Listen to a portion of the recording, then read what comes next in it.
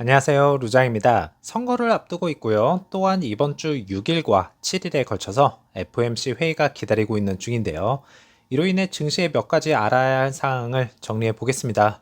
대선 리스크와 시장 영향에서는 S&P 500, 나스닥 종합지수와 다우지수가 각각 약간 하락했었고요.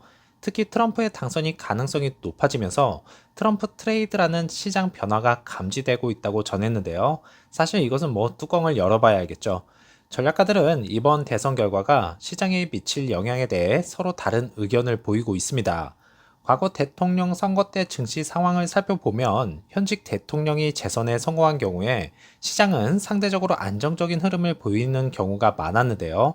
이번에 카멀라 해리스로 교체되면 어떻게 될지는 모르겠네요. 새로운 후보가 당선되어 정권 교체가 이루어지면 초기에는 불확실성이 커져 증시가 하락하는 경우가 많았지만 이후 후보의 정책이 구체화되면서 상승세로 전환되는 경우가 상당히 있었습니다. 오늘 장도 증시가 갈팡질팡하겠습니다. 연준은 11월 7일에 25 베이시스 포인트 인하 발표할 것으로 예상을 하고 있는 중이고요. 이번 결정에서 앞으로의 금리 인하 계획에 대해 구체적인 신호가 없을 가능성이 높다 판단하고 있는 중이고요. 연준의 정책은 여전히 경제 지표에 따라 결정될 것이라는 의견입니다. 현재까지 S&P 500 기업의 70%가 실적 발표를 하면서 전년 동기 대비 5.1%의 이익 성장을 보였습니다. 2023년 실적 침체 이후 5분기 연속 성장세를 보이고 있는 것이죠. 그래서 종합적으로 따져볼 때 연준의 금리 결정이 금융시장에 큰 변화를 줄 가능성이 있겠고요. 이번 주가 향후 시장 흐름을 결정하는 중요한 분기점이 될 것이라는 것은 분명합니다. 지난 금요일 EV 섹터주는 혼조세를 보이며 마감했습니다. 리비아는 상승했고요. 테슬라와 루시드는 하락했습니다. 2.2불로 정규장을 마친 루시드, 최저점을 계속해서 갱신하는 모습에 많은 분들이 힘들어하고 있습니다. 시장에서의 변동성은 크겠지만 루시드는 이제 하락을 멈춰야 하지 않을까요? 실적 발표도 이제 며칠 남지 않은 시점에서 잘 버티면서 실적 발표 때 긍정적인 요소가 꼭 나와줘야 할 것입니다. 인트로 영상에서 보셨듯이 루시드 에어와 그래비티가 지난 주말 라스베가스 콩쿠르 행사에 참석했는데요. 사진으로만 봐도 많은 인파가 몰렸다는 것을 확인할 수가 있었습니다. 많은 이들이 그래비티 앞에 몰려 있으면서 큰 관심을 보여주고 있었네요. 11월 7일부터 예약을 시작하면서요. 앞으로 큰 판매량을 기록해야지만 주가 차원에서도 상승으로 가는 발판을 무조건 만들어줘야 합니다.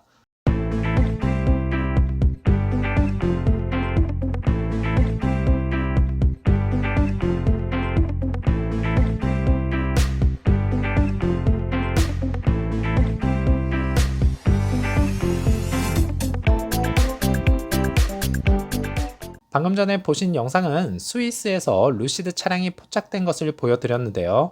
네덜란드에서는 10월 등록 차량 2대밖에 안 되었다는 안타까운 소식을 전달해 드립니다. 9월 달에는 7대를 기록했고요. 독일보다 더 안 좋은 모습을 보여주고 있는 유럽권 시장입니다. 여기서 받쳐 주었더라면 루시드의 판매량은 상당히 높았을 것인데 정말 아쉽네요. 2024년 첫 10개월 동안 루시드는 네덜란드 시장에서 40대의 차량을 등록했고요. 2023년 같은 기간 동안 24대보다 증가한 수치라 말하지만 거래량 절벽은 확실합니다. 독일에서는 9월달 판매량이 41대 판매하면서 최대 판매량을 보여주었고요. 네덜란드에서 여태까지 판매한 수치를 한 달 만에 팔아버렸네요.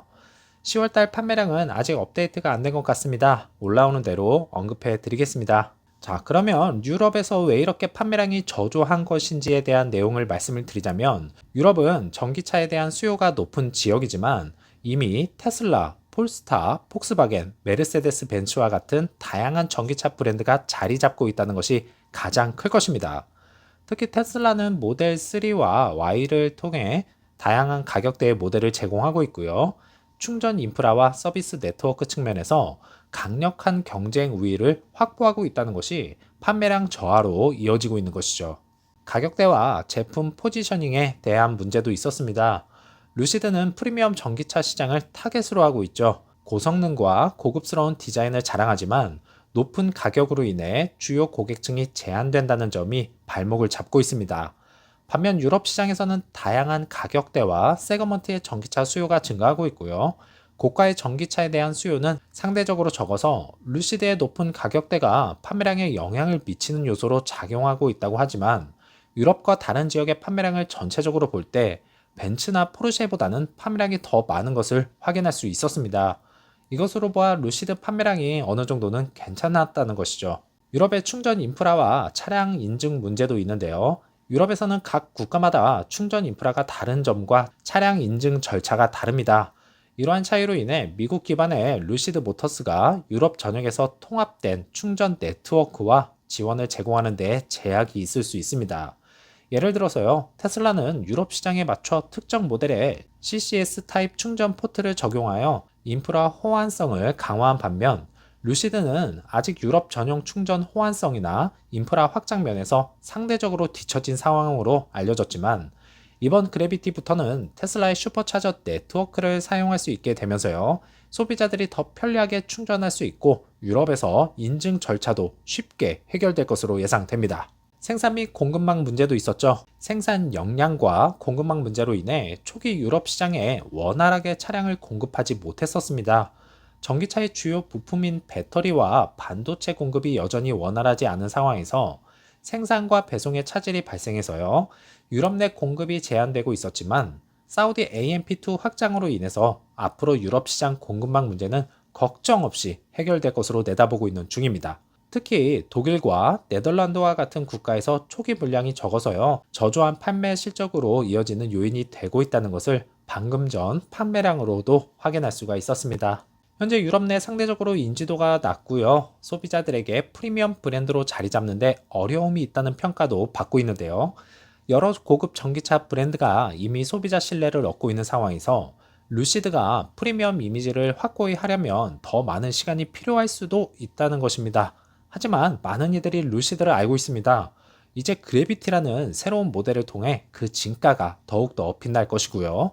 유럽 시장 내 충전 인프라 확장 서비스 센터 확대, 그리고 고객 맞춤형 마케팅 전략을 통해 인지도를 높이면서 이러한 문제들을 해결해 나갈 것입니다. 힘든 월요일 일하시느라 고생 많으셨고요. 즐거운 저녁 되시고 다음 영상에서 찾아뵙겠습니다. 감사합니다.